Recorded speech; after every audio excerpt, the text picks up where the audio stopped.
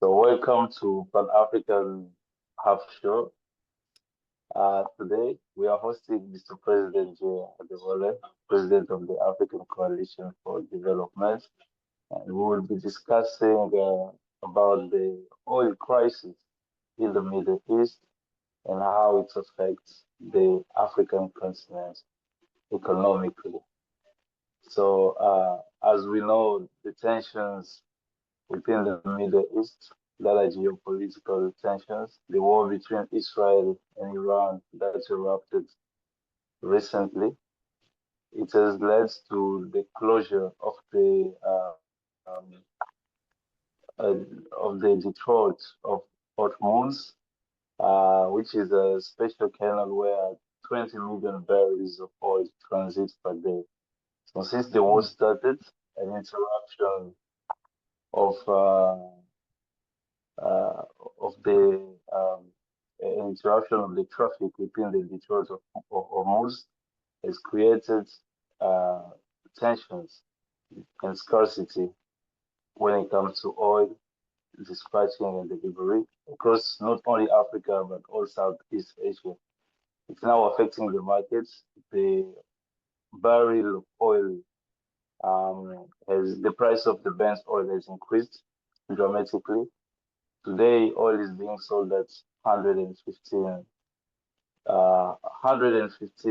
USD, if I'm not mistaken, between 115 USD to 120 USD. And all those tensions add pressure on people. They add pressure on the price markets, and they add pressure on the entire logistical market.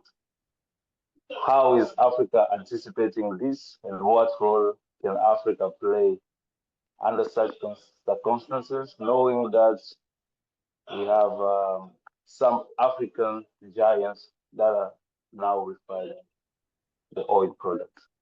What's your thoughts, Mr. President J. Adewole, Thank you regarding so, this crisis? thank you so much, my great host, the great man himself, the future of Africa himself, Gideon Baleke. I really want to say thank you so much, and I want to say good morning or good afternoon, wherever you are, and also want to say thank you all for having me. If you look at what is happening in the Middle East, is I believe is not just a security issue. If you look at it, it's now an economic issue for the entire world. If you look at the price of gases, sorry, price of gas right now in the United States, even in Africa, I mean, the world is a global village now. I'm talking about the Strait of Hormuz, Yeah. for clarity's sake, for people who don't know, is one of the most important oil transit routes globally. And if you look at the major reporting this week, it says commercial traffic. I mean, it has been disrupted temporarily. And with that, it will create immediate pressure on global energy market.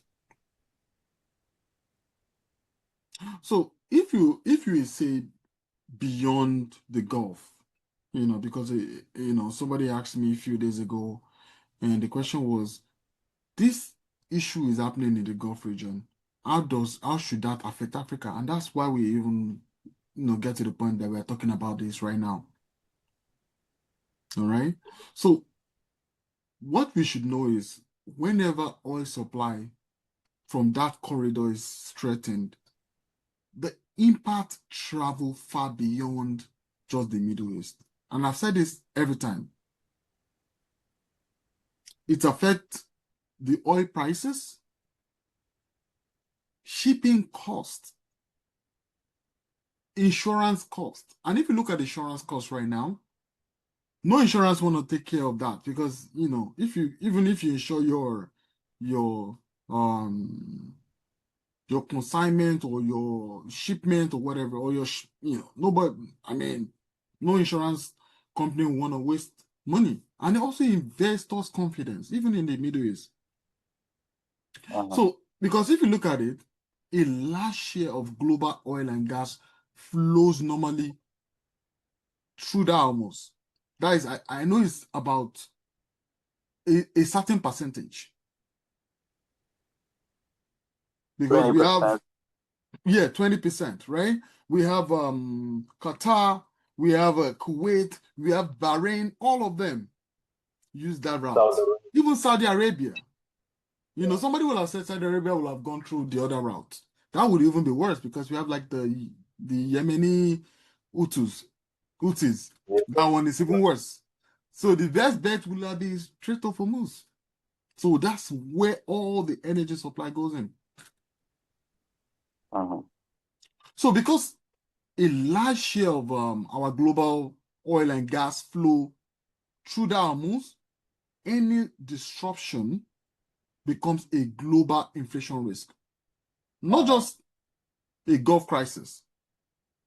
So now bringing it to Africa, it means we should not see this crisis as distant because many African economies will feel it. They're already feeling it in Nigeria. Yeah. I know Ghana is feeling it already because now the importation cost is going to be higher. Expensive transportation, even rising food prices. And it's Uh-huh. also going to have an effect on the government budget. Uh-huh. I was watching the news some weeks ago. The IMF has previously warned that the oil shock is going to eat oil importers in Africa. Uh-huh.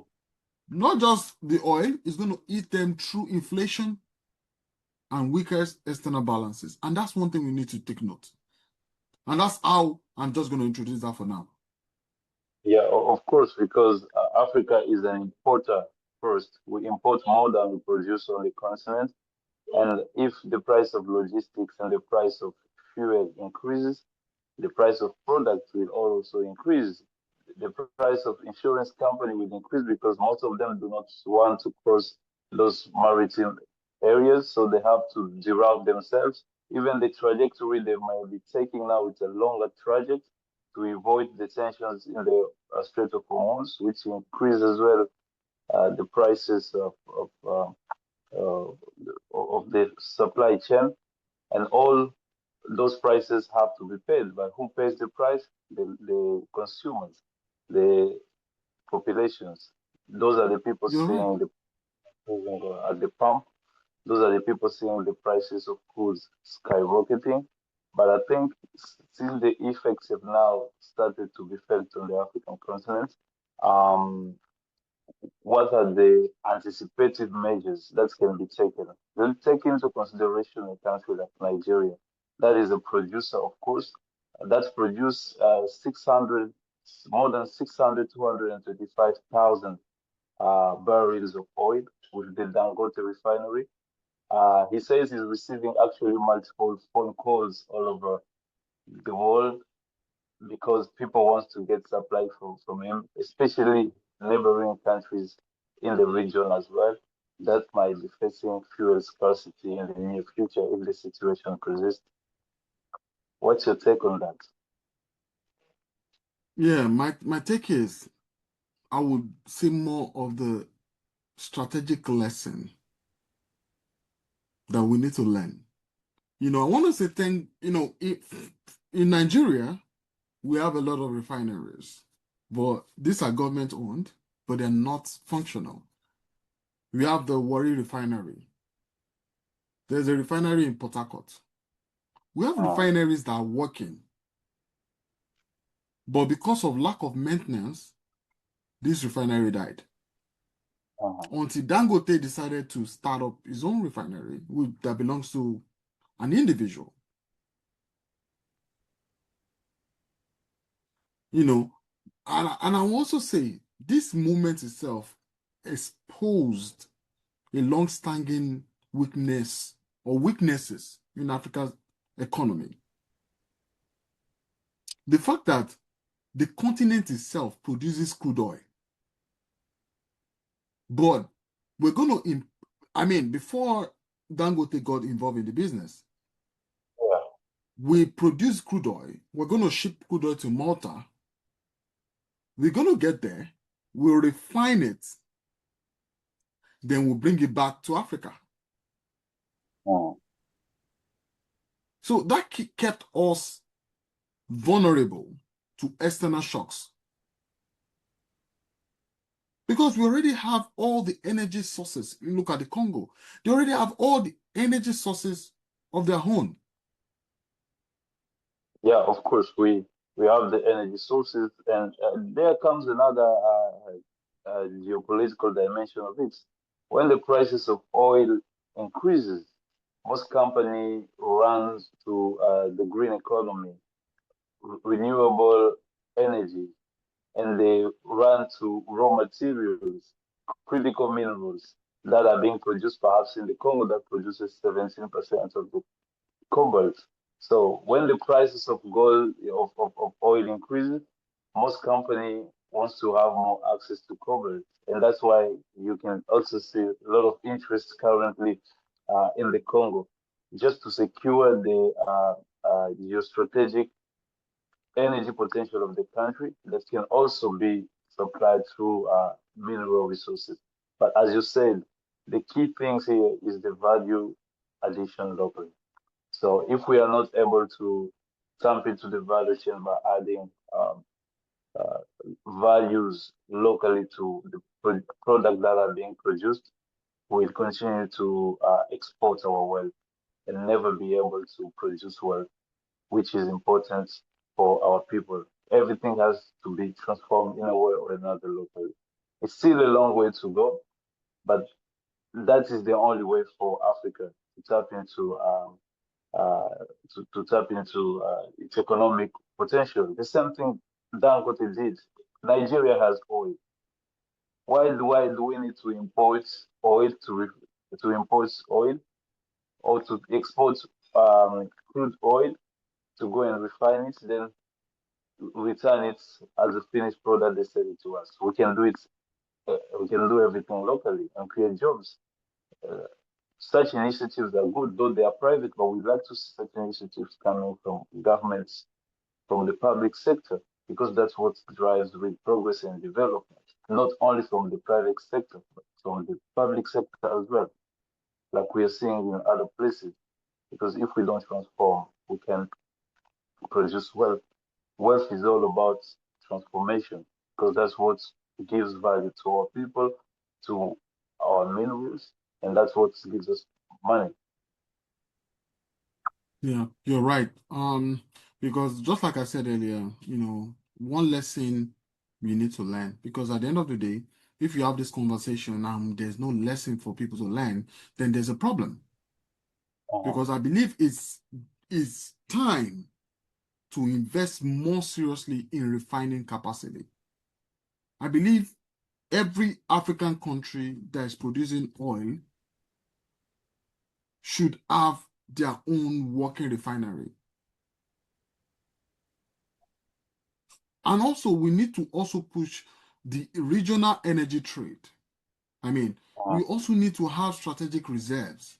So at this period, Ghana can actually release some of their oil and gas out. Yeah, yeah, yeah. Some countries like South Sudan that found oil at some point can actually take their oil down to Dangote, and Dangote can help them refine it and send it back to them instead of going out of the continent. So what this Definitely. does is it keeps us in the loop of wealth. Of exchanging between us, and that creates Yes. prosperity. That's Mhm. what we have to do in the continent. Exactly. So these supply chains within the continent would automatically give us strength. Oh, And if you look at it this way, these current disruptions it strengthens the argument for energy, or I would like to put it this way, African energy security and self-reliance. If we can take care of this, we've done 80%. I would say we've solved 80% of Africa's problem. Definitely, definitely. And what do you think about industrialization as well? Because there's a huge correlation between the energy production input and the industrial output. All right. So I believe in industrialization. What's making African youth run to the Western world is because they find solution in the Western world. As a matter of fact, they go mostly to industrialized society where they can work. Most times in African countries, we don't really have industries. What we have is big chapels where people can pray. Yeah. I believe in prayer. I believe in power of prayer. But I think we can merge the two together. Meaning we can be religious and pray and also work. Uh-huh. For the people who are Christians, in the Holy Bible, there's the word that says, for you, if you have faith without work, is dead. So if you want a faith, if you want Africa to be that great continent, we need to go past Uh-huh. religion. We need to work, build industries. Nobody's going to do that for us. Yeah. We often wait for the Chinaman, the white man, to come to Africa, to come and establish a big corporation. But if an African man decided, okay, I want to go to Congo and start an industry, where the problem is, they're going to give me a lot of taxation. Yeah. Even though I'm African, but they're going to make it really hard for me to even do that. Uh-huh. But when a Westerner come, they give him tax break. I say, no, you can set up business. Yeah. But because I have African blood in me, if I'm setting up a business in an African region, guess what I'm going to be doing? I'm going to be investing so much in my people, my community, the African community. So I believe this lesson of this issue with the energy crisis gave us a major lesson Yeah. that we But need to detach ourselves. I'm not uh-huh. saying from international trade, but I'm talking about we need to detach ourselves and build a self-reliant industries, That is, energy sector. You know, we need to be self-reliant. And but if you are self-reliant, what that does is it gives us strength to come on a negotiation table anywhere in the world. So if you want to be part of the Security Council, or we want to be this or that, and we've not even taken care of our region, how do you want to do that? yeah. But Mr. President, how can we be self-reliant? We've went into crisis, the 2008 financial crisis. We went to the COVID-19 recovery. We've adopted the Millennium Development Goals, Sustainable Development Goals. Africa was part of all that. We've even adopted our own agenda, the Agenda 2063, where we are even unable to conduct the most meaningful project. Look, the best pragmatic project we talk of is the Inga Dam, a, a project that is able to provide electricity to the entire Africa. It can resolve the power issue for the entire African continent. A project that should have been an African project, but seeing African countries, all of them 54, being unable to raise capital for such a project, and seeing Africa having to rely for such a project to multilateral aid, World Bank, American consortium, Australian consortiums, or even some Chinese banks. that says a lot about Africa and our true state, because there is a difference between the rhetorics that are being sold to us as the African Union, beautiful text, but when it comes to the implementation, and they felt that in all domains, even in the F sector, they are unable to materialize the Africa Continental Free Trade Agreements to remove even barriers. It's expensive to travel across the African continent than in any other continent around it.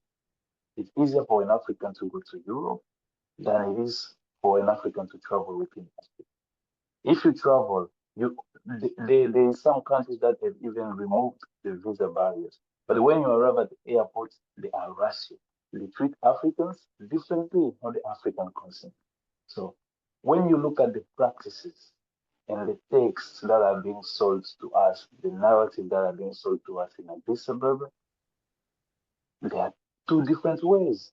And until we address those fundamental things, our continent will continue being a place of uh, beautiful rhetorics, but few pragmatism. It's the same thing in the AU Peace and Security Council. It has been unable to even organize any rational dialogue conversation to resolve peace issues across the African continent. Never. Apart from condemnation, apart from releasing statements, they do nothing pragmatically. We are even unable to resolve the crisis among ourselves. So we've critically failed at all dimensions, but yet we don't want to face that reality and say that, of course, we failed because of this. Let's now change the paradox and move things in a different way so that we can probably see tangible results. So, don't you see that there is a double standard approach when it comes to our continent and how its institutions function? Mm. Yeah, you're right with the point you made. And if you look at it this way, we do a lot of talk. We talk, but action is the problem. For the question you asked about African self-reliance, I'm going to break it into six practical pillars.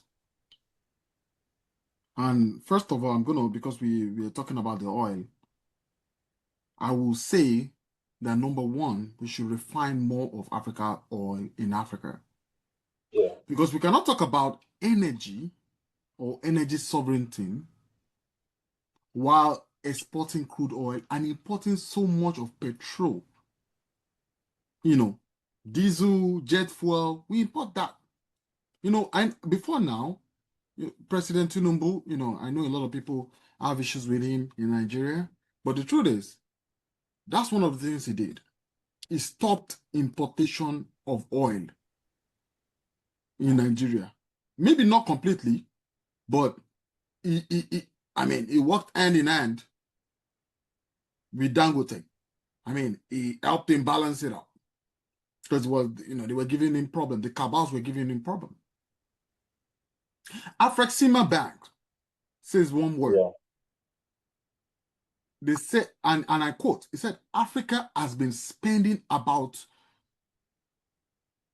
30 billion a year. I'm not saying Naira, and I'm not saying Cephas. I'm saying $30 billion a year on petroleum imports because of inadequate refining capacity in the whole of Africa. Imagine the whole of Africa. We've been spending $30 billion a year on petroleum import. And that's what made they launched a 3 billion intra-Africa oil trade financing program, specifically to support purchases of refined petroleum products produced within Africa and the Caribbean. And that's where Dangote came in. So instead of going to Malta or going to Russia, why don't you buy it from Africa? Of course, we need to build more pipelines. Yes. Yeah, and that's has to has to be a result of regional. Yeah. And if you look at that, I will categorize that. I mean, it's the most immediate self-reliance move I've seen. That means produce crude, refine it locally or maybe regionally. So if you're from Congo, you have oil in Congo, you can take it to Nigeria, you refine it and sell it to Angola or sell it to Ghana. You know, that is building self-reliance move and Uh, also building Africa economically. That's number one. And number two, we need to build stronger regional power systems, uh, not just one. I mean, not just national. We need to say, okay, how can we build regional power system? I know Nigeria have a system like that that actually give power to um Benin and Ghana. yeah, And I think we give yeah, to Niger too. But we are struggling with power anyways. So how about we have more of that? uh, You know, if I'm quoting the African Development Bank in 2025, that was last year, it invested over um I don't know the exact number right now, but yeah, for over a decade, they've connected over 28 million people to electricity. uh, That's one thing they've done. With that, we're going to solve the electrical power system problems. So I'm going to go to the third one. So we also need to use a balanced energy strategy, not ideological one. That's number three. Because of time, I'm going to first. Number four, we need to deepen intra-Africa trade. The after the AF EAF yeah, CFTA. You know, yeah. we need to take that serious. All right. So we can't be staying alone. I remember I was watching the video I think in Botswana. There's this guy selling diamonds, and one of they call the guy Speed. I don't know if you know Speed. He's a popular guy, a vlogger or something. See the And the market. guy asks, Speed. Yeah, No, I know it's like an American streamer or something. He asked the guy in Botswana, I said, if I want to buy diamond, would you sell it to me? The guy told him no. I said, why? Because it's exclusive. It's only one company I think in Europe that can only buy it. Does that even make any sense? makes sense. Should be available for anyone. While if you go to Dubai, you find them all over. Even gold, you find them all over. But when you want to purchase from Africa, you say no, this is exclusively from one Saudi, from one guy from in the Emirates, in Dubai and everything. In Zamfara, most of the gold in Zamfara, they take it to Dubai. They take it to Dubai. And what do you see in most places that has all these resources? Is violence, war, conflict. Because they don't want there to be peace so that people cannot focus on it, so that they can steal it. So, number five, we need to build strategic reserves and also logistics. Yeah, If we have reserve, at least in 5 African countries, yeah, big reserve, powered by, you know, one of the associations or the AU is involved, and we have all our shares together, we're going to refine, I'm going to make a lot of money. Another thing is also number six, which is the last one. We need to finance African priorities with African institutions. Because I notice most times we often rely on external approval. If you have a project, we always wait for external approval. We are waiting for IMF, we are waiting for World Bank to tell us we are right. We have Afrex Bank, we have the AFDP, we have Africa 50. Yeah. Those are like banks that are actually for the growth of Africa. So we should stop relying on what the Westerner or people from the outside tell us, because they are not from us. It's just like as a man using a cream for a white man.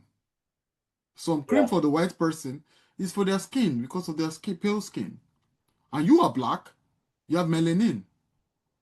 The kind of body lotion you use might be different.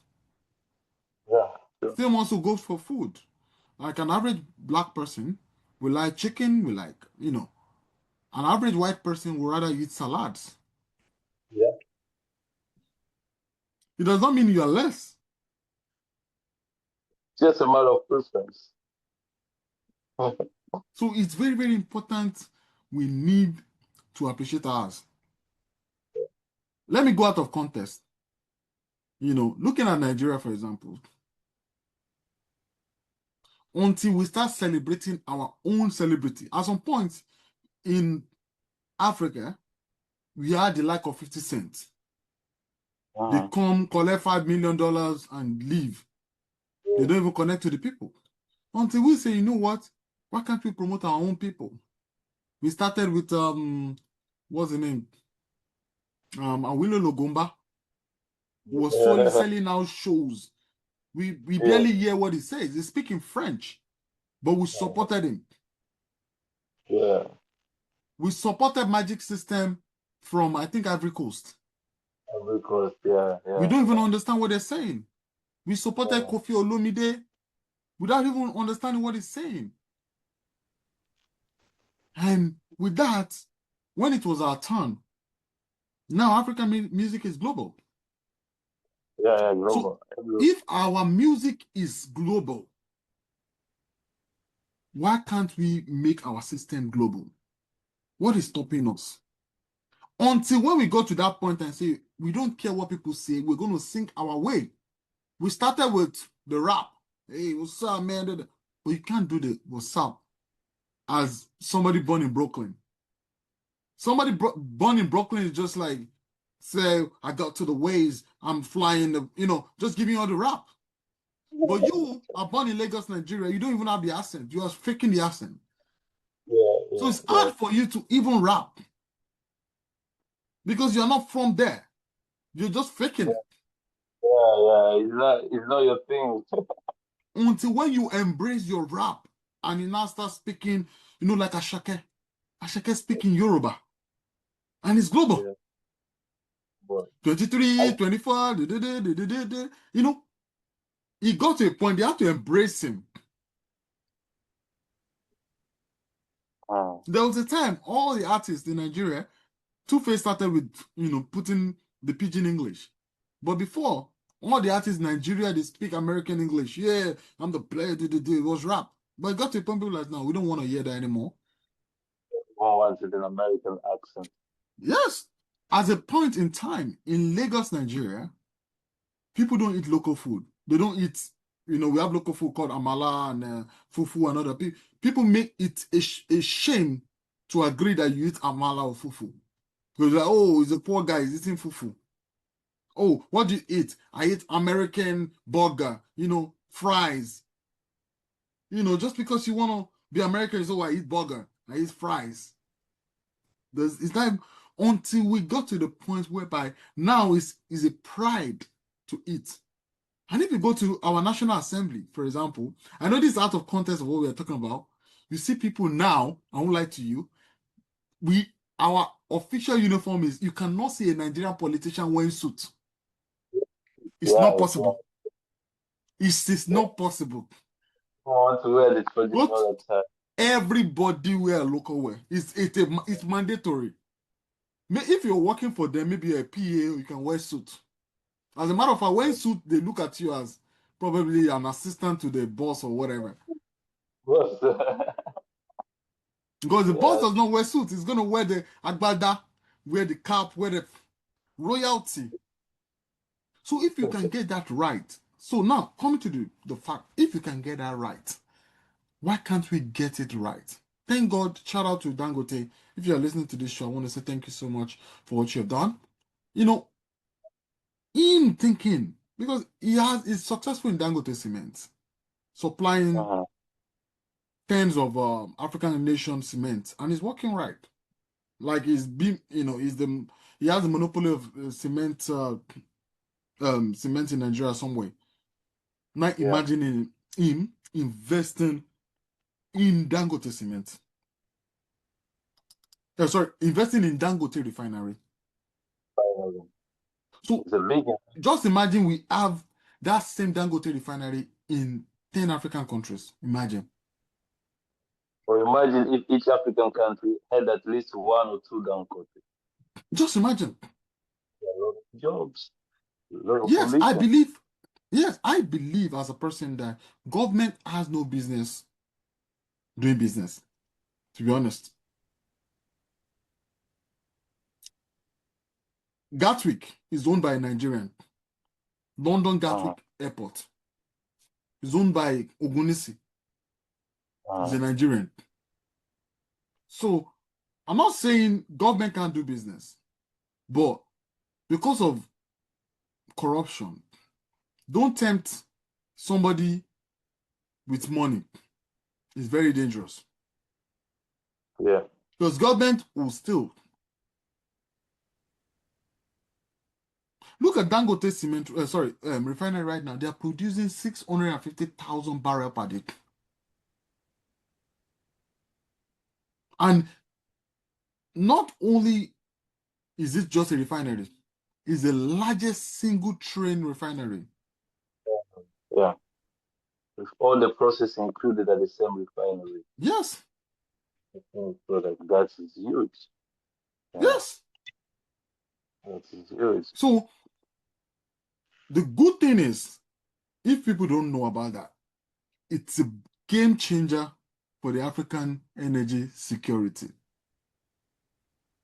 Um, It has really changed Nigeria. It helped us shape our oil.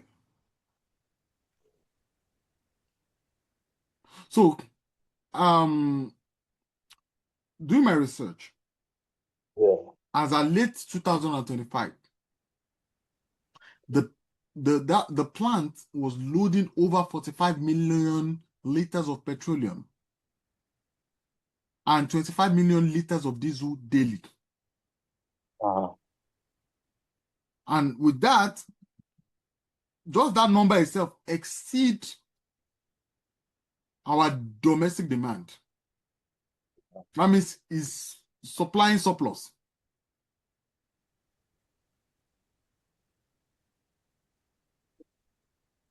So, to cut long story short, we need to work Yeah. hard and we need to collaborate. Just like you said earlier, you mentioned something that I really appreciate, Gideon, and that point is very powerful. You talk about we making the ease of movement in the African continent. I know it might be a very hard task to take care of, but if you can do that, we'll solve at least 20% of African problem. If you can have free trade, free movement within African countries, because he said it's easier to go to Europe than to go to another African country. Even if it's visa free, they're still going to harass you. No, that's true. Even the flight tickets more expensive. More expensive. When Yeah. I went to Italy from Paris, I spent $250 for return tickets. Not return, not even return.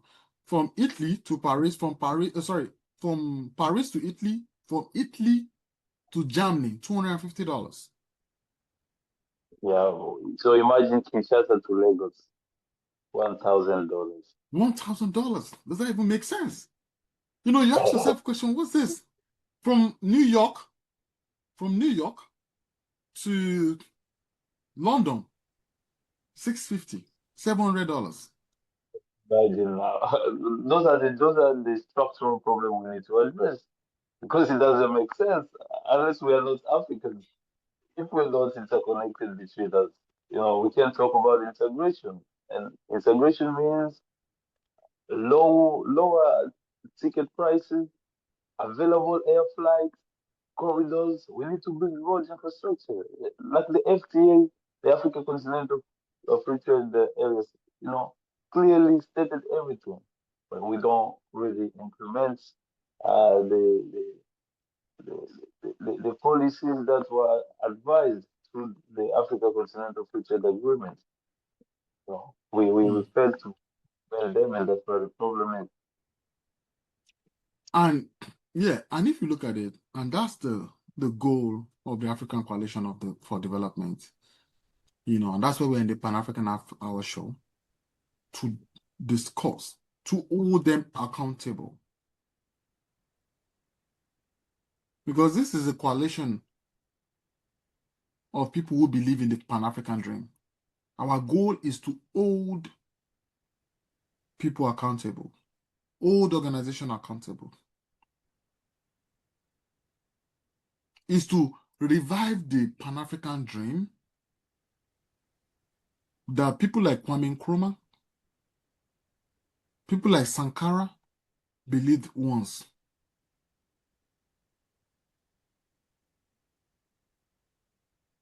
We need to stand,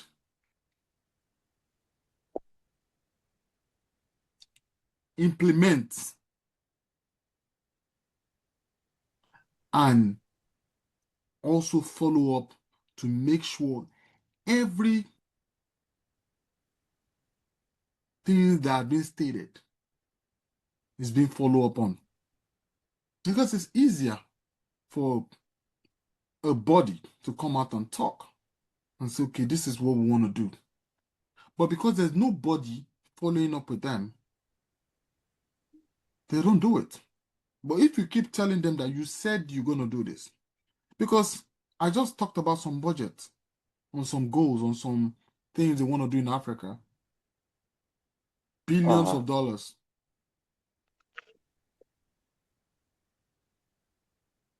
spent on this project, and nobody's talking about it because we are busy doing what we call in Nigeria Japa. Mm. The young people who should be questioning what is happening to the African continent, they are all running away. But running to where? They would Where? world changing. Where? That's the question. What is Where? going on? This is the best time to be in Africa. If you have the right Best knowledge, time. Mm-hmm. this is the best time ever to be on the continent. If you have the right set of knowledge, and if you have the right understanding of the geopolitics that is going on around the world, we are at the key center. The future will be Hmm. played in that, and it belongs to those that are well positioned. Everything requires preparation and anticipation. Those who see the future from far, they prepare for it progressively. Because when the time comes, opportunities always meet preparation. Yeah, Hmm. and I think that's where we are heading. True. And my key takeaway for today is just simple. What happens in the Middle East does not stay in the Middle East. The world is a global village. It's going to affect oil prices. That one I know of. We Yeah, already see that. It's going to affect trade, inflation, and everyday life across Africa. But looking further, beyond the crisis, this situation is a wake-up call because we would have become a very rich continent now. Only just imagine the issue with Middle East. All of a sudden, we start packing a lot of barrels of oil, put it in a ship, ship it to Europe, ship it to. Now we'll be making a lot of money Money because the because prices. this crisis would have just been a defining factor for us to become a rich continent. That's what makes the Saudi Arabians and all the oil, now their oil is stopped. They're blocked. We go out and be supplying. One life has to go down before another life come up. Oh, Now definitely. we'll be making crazy money. We'll become a hub. Yeah, that's why I said about Dangote, the guy was well positioned. And that's why right now the business is juicy for him, you know. So imagine if other people had such type of infrastructures, knowing the potential we have in terms of oil availability on the African continent. Could have been a boom for the continent to bring in a lot of resources that will finance the development and public ambitions. But like always, preparation always meets opportunities always meet those that are prepared. And this time, Dangote was well prepared. True, true. And that gives us that word that Africa must use moments like this to strengthen refining capacity. They also need to use it to expand regional trade and also invest heavily in energy security and also build greater economic resilience. The goal Thank you. itself is not just to survive. That's just my take. It's not just to survive global shock, but to become strong enough that they do not shake our future so deeply, just like what the COVID period did, the pandemic period. So this is our opportunity to re-strategize and take and become the continent with self-reliance, stronger regional system, and a smarter economic planning. Thank you. Thank you, Mr. President. Mr. President, you are the world president of the African Coalition for Development. It was nice to have this conversation on the Pan African Half Show, and it's always nice and amazing to have you. And thank for our audience, and see you next time. All right, thank you so much, and I look forward to having another conversation the next time. Thank you. Thank you. We can cut the thing.